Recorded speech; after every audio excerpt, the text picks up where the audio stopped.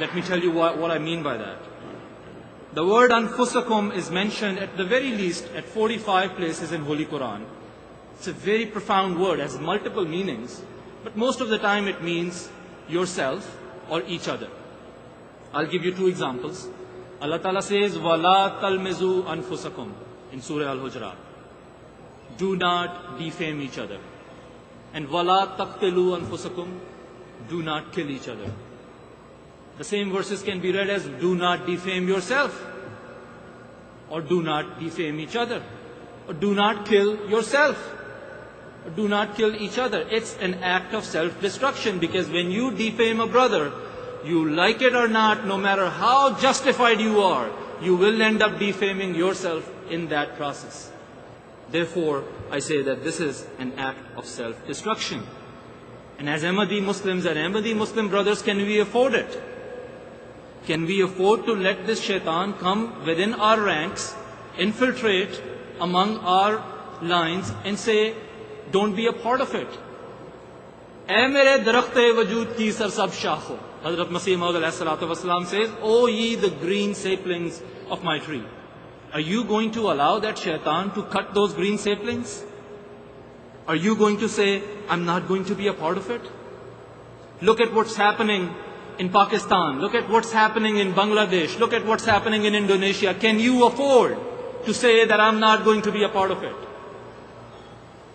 But when you are united, then Allah Ta'ala has a promise for you.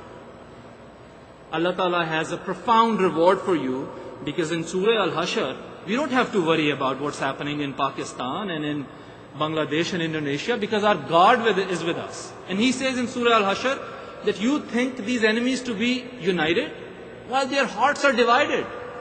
So you don't have to worry about it. But then what if we are united? What is the message of Allah for us? His message is, again, in Surah Anfal, Allah Ta'ala says that if there be 20 of you who are steadfast, they will overcome 200.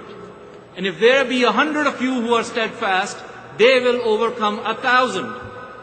Come on, brothers, we are millions. We are millions.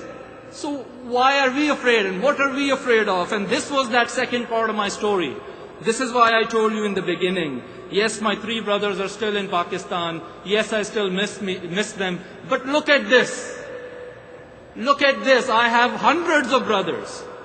I have thousands of brothers. And this is the fruit of that bond with Hazrat Masih Maud alayhi salatu wasalam. This is the fruit of that bond with Hazrat Muhammad sallallahu alayhi wasallam. And look at the shade of obedience we create when we are standing together for prayers. Try to go in the space and try to look at those rows of prayers from space and see what the kind of shade of obedience that we create. 8 days ago,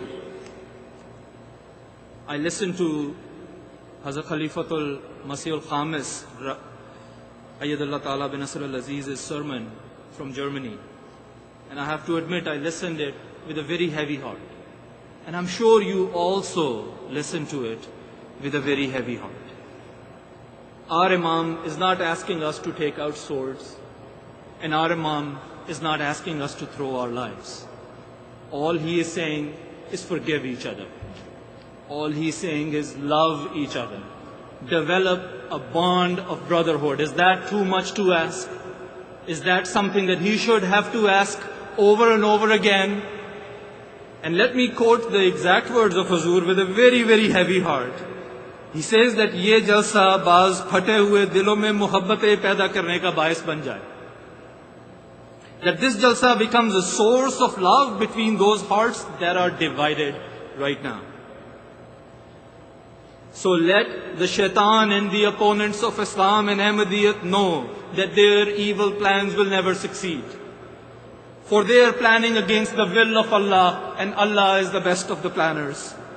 And let's walk in the footsteps of Hazrat Sa'ad bin Muaz and reassure our Imam that if he asks us to jump in the ocean of love and brotherhood, for God's sake we will all jump and not a single one of us will stay behind.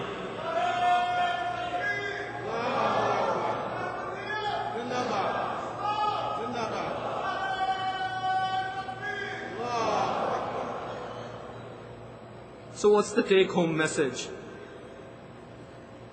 Once again, I would like to reiterate, most historic obediences are in reality historic brotherhoods. If you want to be an example from the Akhareen to match the Awwaleen, and you want to be a historic obedient, then you have to be a historic brother. And then see the shade of that tree of your brotherhood. That obedience will be effortless. It will not cost you a dime. You won't even feel it. And it will come to you. And let's be very, very mindful of that shaitan who is going to try to infiltrate our ranks, who is almost always going to give you a perception of superiority. Because that's what he had. And who's never going to tell you that stand up and say, don't do it.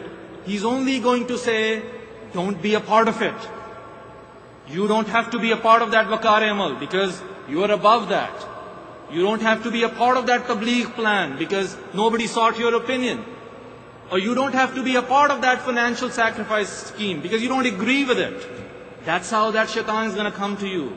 And he's going to make it look beautiful. So you have to be very, very aware of it. And in the end, it's not easy. It's very easy to make a speech. It's very easy to say words. But what Hazur is asking us is action. He's asking us for a material change in our behavior. He's asking us for a paradigm shift. And for that, my brothers, dil bada karna padta hai. Dil bada karna padta hai. You have to have a big heart. You have to have a warm heart. You have to have a heart that forgives another brother. And let me ask you one last thing. In fact, let me request one last thing. Or let me beg one last thing. That let's relive the wish of Hazrat Saad bin al-Rabi, who at his dying, in the situation when he was breathing his last breaths, he said salam to his brothers. Let me request you that we will spend the rest of this jalsa, the rest of these approximately 27 hours, saying salam to our brothers. Particularly going to those brothers who we historically do not go to. Or a brother where that shaitan may have infiltrated your mind and may have asked you to hold a grudge. Let's promise that we will step up to that brother. We, the Akhareen, will do that. And we will do that in the next 27 hours. So our words can be transformed into actions. And we don't have a second chance. Let me conclude this with the sayings of Hazrat Promise Messiah alayhi salatu wasalam from Kashti-e-Nuh. And I have to reiterate, my brothers, we do not have a second chance. This is not something we can put for the future. This is not something that can wait. This is not something where you have to go and consult your family or friends. Because that's how shaitan is again going to infiltrate our ranks. And let me tell you why we do not have a second chance. In the words of Hazrat Masih Maud alayhi salatu wasalam, Huzur says, if you desire that even angels should praise you in the heavens, then suffer in the path of Allah with grace and remain cheerful.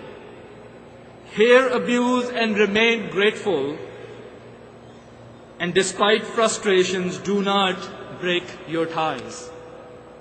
Listen to the words, my brothers. Despite frustrations, do not break your ties, because you are the last people raised by God.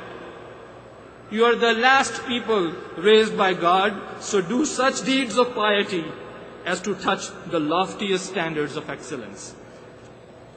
I thank you for your attention. Jazakumullah ta'ala. Assalamu alaikum wa rahmatullah.